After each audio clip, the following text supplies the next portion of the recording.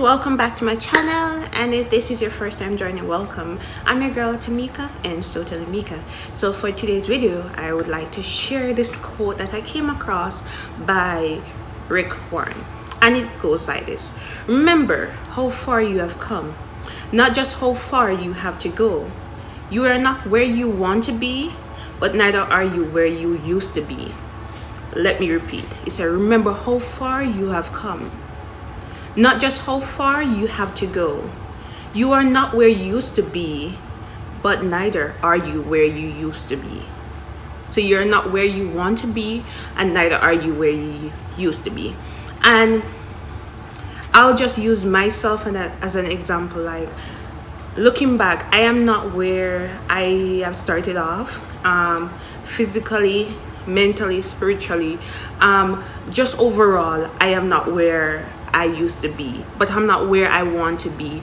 And a good example is using like your life development, your stages of development. Yes, I started off at kindergarten, and then I went to primary school, then I went to high school, and then university.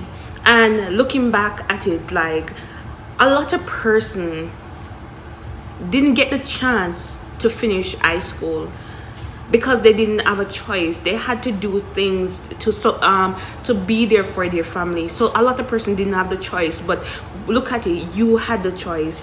And then I personally, I never thought like okay, you're going to go to university and you're going to finish it, because we all know how expensive university can be, and I personally didn't have it. But then I went to university and I finished it. And when I look at it, I'm like, I personally, I had to borrow student loan because I wanted to get somewhere, and I'm still not where I want to be. But one thing I always remember is that when I did that, I was like, Lord, if I have to do this, because I end up sitting out a year because I'm like, I'm not borrowing student loan. I don't want to borrow student loan. I don't want to owe student loan. And I was rambling like that. And I was like, God, since I'm going to borrow student loan, I want you to help me to finish paying off my student loan even before I finish school. And when I had asked God for that, I said that to God, I did not know how, when, where it would happen. I didn't know how I would get the money. I didn't know when I would get the money. But God made a way. And even though I said that to God, I was like, okay, God, I said it. I said it because I was in that moment, and I was like, but then it happened. I was able to pay off my student loan before finishing, basically when I finished school. And I remember going to the place and hey, I want to pay it off, and the guy was like, be sure, and I was like, yeah, I want to. And not jumping so far, let's go back to being in university. I remember when I started university, I went in to the Faculty of Science and Technology, and I realized that I could not manage it. This is not what I wanted. This was what somebody else had painted a picture for me, and I just grabbed the picture and okay, this is what I want. But it was not what God wanted for me. So doing it, I was not getting the results that I wanted. So I eventually switched to social science, where a lot of people tend to look down on that area because psychology, and people would have their negative thing about it. And even when I was in that field, I was still struggling. And I'm like, am I really supposed to be here? But thanks be to God, I was able to finish with a degree.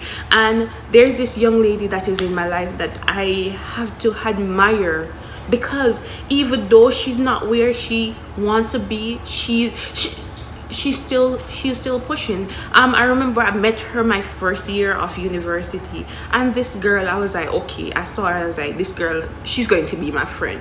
And one, she's not able to walk on her own. She had to go around, drive around in this machine. But this girl pushed. Even when I switched faculty, this girl was determined to finish her degree. And I was like, even though her life was not what she wants it to be, she was still pushing. And I know she was looking at it and she's like, I am not where I want to be, but I'm not where I used to be. And you guys can go over and check out her channel. I'll put the name across the screen, the screen. Janelle, a living testimony, and she is a living testimony. And trust me, guys, even when she shared her story, and I'm not going to get into, I want you guys to go and listen to her story of when she was diagnosed with her sickness and all those stuff. She could have said, because she was diagnosed when she was in primary school, or I think around grade 7. If she had said, okay, I don't want to go any further, she could have quit, but she did not. She is able to say that even though I wasn't able to graduate in the 4 years time, I still have a degree to say I did this. Even though I did not get the grades that I wanted to get there and then, I am not still in uni. I have a degree to show for it. And looking at it now, where I see myself doing my master's, I never thought I would do that. And even when I start my doctorate and I'm speaking it into being, I might look back and like, wow. So basically, wherever you are in your life, trust me, I know it's hard and I know it takes time, but there's one thing you have to know, is that you have to push. You have to push, because you are not where you. So even if you're just able to, if you looking at it, even if you have a home and you're able to put a bed in it, before you were sleeping on just a blow machine, that's an accomplishment. So don't sell yourself short. You are not settling for less, but the moment you start selling yourself short, that's when you stop being grateful. And that's important. We have to be grateful despite our situation. We have to be grateful even when it seems like this storm is not going to end. We have to be selfless, selfishless. You know, you have to know that, okay, even though life is not giving me the cherry on top, I'm still going to go ahead and do what I need to do, because we know that the sky is the limit, and there's a reason why they say the sky is the limit. But also, you have to also remember that your timing, another person's timing, is not the same. So never be ungrateful, never be jealous, because your timing and the person's time is different. Another thing that we need to acknowledge and need to respect, that persons were placed in our life for a time and season. They, like the same way you have winter, fall, spring, summer, persons were placed in your time for a season, and they cannot stay beyond their season. So even if they come and they go, be grateful. Like some persons, as you say, you have to, feeling, that normally at this quote where they're like, feeling, like when you feel, it's like it's the beginning of success. If you don't know how it hurts, you're not going to know that, okay, this is what I need to do different. So if somebody come in your life and bless you for a particular time, be grateful. When they go, just say, go with God, go with the grace of God, because they have ended their season and they cannot do more than what is required. But one thing I am sure is that when that person leaves your life, God will send the next person for the next part of your journey, because we all know life is a journey and we have to journey it. Sometimes alone, meaning that even though you might believe that you're alone, God is with you. Sometimes it's with family. Sometimes family forsake you. But at the end of the day, you still have to push on. I think that my sister remind me is that if you don't put this expectation on people, you will never be disappointed. Like, okay, if they do it, I am grateful. But if they don't, then life goes on. So I think it's like you have to know that, okay, where you used to be is not where you are now. So guess what? Learn from then, in order for you to know what to do different in the future. And another thing is that everybody's pace is different.